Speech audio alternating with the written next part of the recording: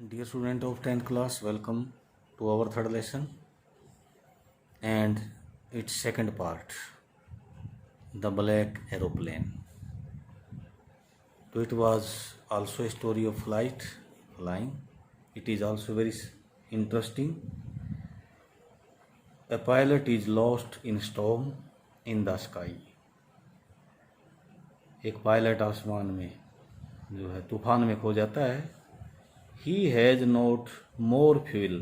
उसके पास more की बजाय कहें he had not enough fuels. Enough fuels पर्याप्त ईंधन भी नहीं था. His death was sure. और उसकी मृत्यु निश्चित थी. Suddenly there is a miracle.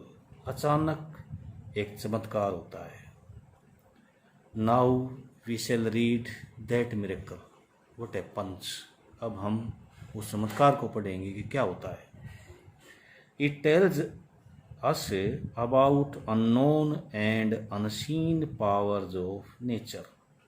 तो ये हमें अनजानी और अनदेखी प्रकृति की ताकतों के बारे में भी बताता है.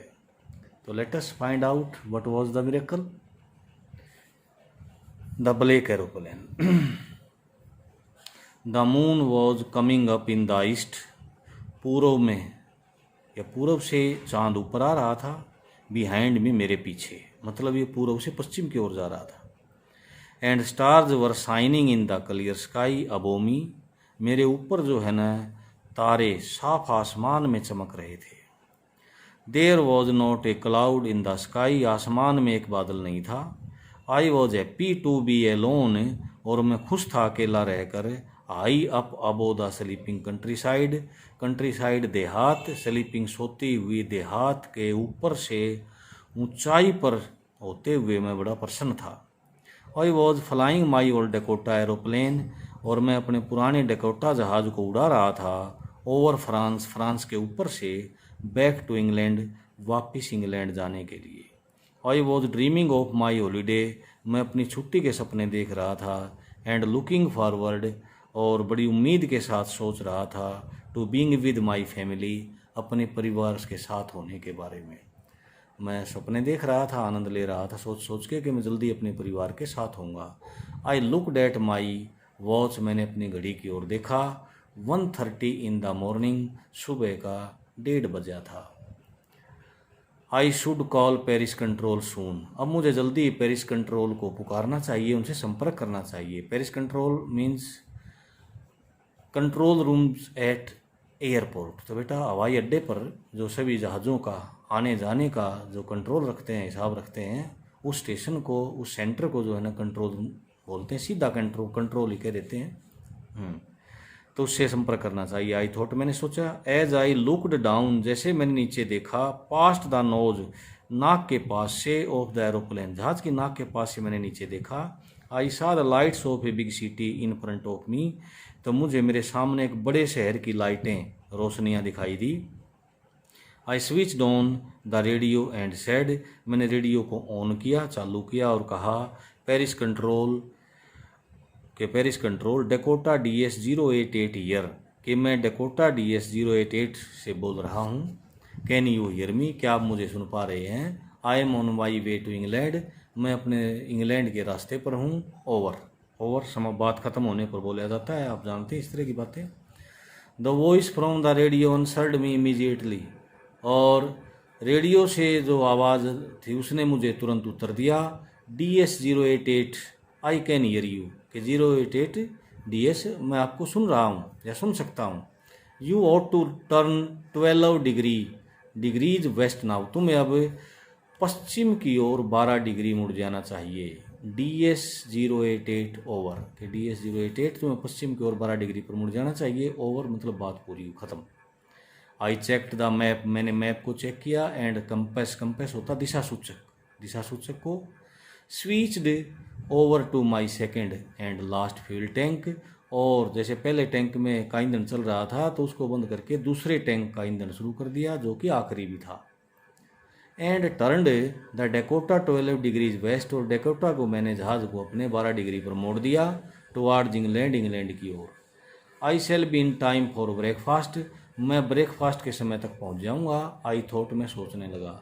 A good big English breakfast, एक बड़ा सा अंग्रेज नाश्ता। एवरीथिंग वॉज गोइंग वेल, हर चीज़ बिल्कुल ठीक ठाक जा रही थी, चल रही थी। It was an easy flight, ये बड़ी ही आसान उड़ान थी। Paris was above 150 kilometres, about है 150 किलोमीटर्स बिहाइंड मी, पेरिस मेरे पीछे लगभग 150 किलोमीटर छूट गई थी या दूर थी। वहन आई सा द क्लाउड, तभी मैंने बादलों को देखा। स्टॉर्म क्लाउड्स, तूफानी बादल। दे वर ह्यूज, बड़े बड़े थे। They looked like black mountains, वो काले पहाड़ों जैसे दिखते थे। Standing in front of me across the sky, आसमान में मेरे सामने खड़े हुए बड़े बड़े काले पहाड़ जैसे दिखाई दे रहे थे।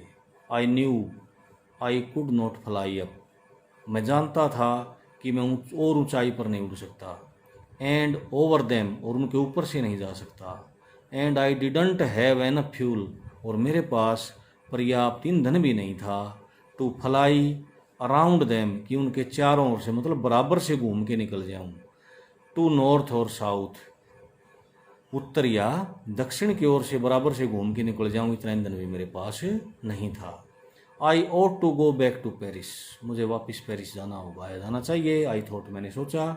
But I wanted to get home, लेकिन मैं तो घर जाना चाहता था, घर के सपने देख रहा था।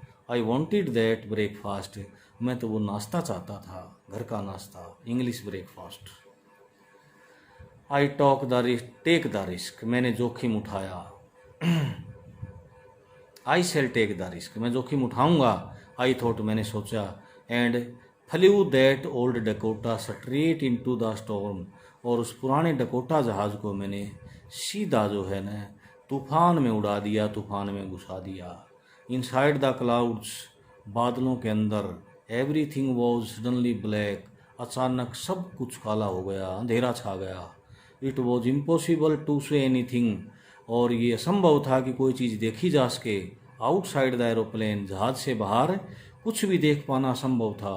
The old aeroplane jumped and twisted, पुराना जहाज कूदने लगा और मुड़ गया या मुड़ने लगा। इन द एयर, हवा में। I looked at the compass, मैंने दिशा सूचक की ओर देखा। आई कुडंट बिलीव, मैं विश्वास नहीं कर सका।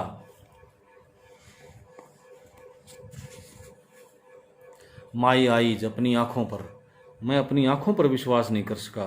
The compass was turning round and round and round, कि कंपस दिशा सूचक तो चक्कर काट रहा था, चारों ओर घूम रहा था।